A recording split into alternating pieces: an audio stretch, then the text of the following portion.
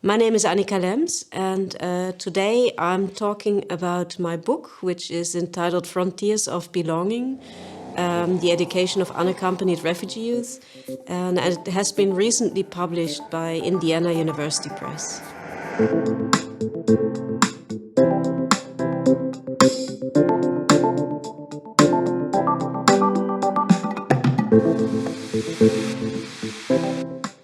In this book, I follow the educational pathways of unaccompanied refugee youth who made their way to Switzerland. So the majority of these youth come from Eritrea, but there's also cases from Western Africa, particularly from Guinea. And so in the book, I accompany these young people both in their everyday lives, but also inside of the classrooms that they were attending. So all of them were attending so-called integration classes, which were founded particularly for unaccompanied refugee youth and to find ways to channel them into Swiss society and particularly into the Swiss labor market. What particularly interested me in this topic was to look into the experiences of refugee children or refugee youth. Well, there is already quite a lot of research on adult refugees. We still know very little about the life worlds of refugee youth, and particularly about young people who are traveling without parents or adult guardians. They are a specifically vulnerable group of young refugees, but they are also a very resourceful group of young refugees. And so I was very interested to look into, these ambiguous dynamics that the young people have to deal with, and particularly to understand their lived experiences on how they experience, first of all, their arrival in Swiss society, but then also how they act within a new environment and the strategies that they deploy to settle in Europe and in Swiss society. What inspired me to undertake this research was really the major societal transformations that took place at the time when my research just started, which was 2015. This was the beginning of the so-called refugee crisis. It was unprecedented numbers of refugees arriving in Europe, and amongst them was really a very large number of unaccompanied minors. And while there were a lot of newspaper articles, often very sensationalist, about these young people arriving, very little was actually known about their perspectives and how they actually experienced both their displacement, but also the attempts they made to become part of society. And so I was particularly interested in trying to understand the perspectives of these young people.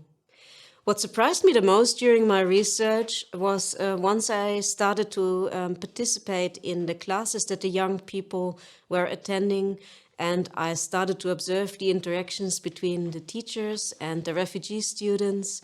So I was really surprised to see kind of the very ambiguous interplay between inclusionary language that was being used to describe the education of these young people, but then also the actually exclusionary practices that were in place. So to give you an example, perhaps, so the teachers often use the idea of these refugee classes as being best practice examples of integration. Young refugees who arrive in Switzerland under the age of 18 who arrive with their parents, they actually do not have access to any education, and these schools were particularly started for unaccompanied refugee youth. So on the one hand, this was a great step forward. But then once I started to attend the classes, I actually noticed that they didn't really form bridges into society, but that the young people were confronted with an endless array of hurdles and new barriers that they had to overcome. And often these barriers were within the labor market, which was discriminatory towards young people, particularly of African background. But sometimes, or very often actually, they were also culturally, so that the teachers had particular ideas about the deficiencies that they believed the young people to bring with them. And so I was very surprised to see how strong these ideas of deficiencies were, and what a strong impact this had on the possibilities that young people had, to move forward.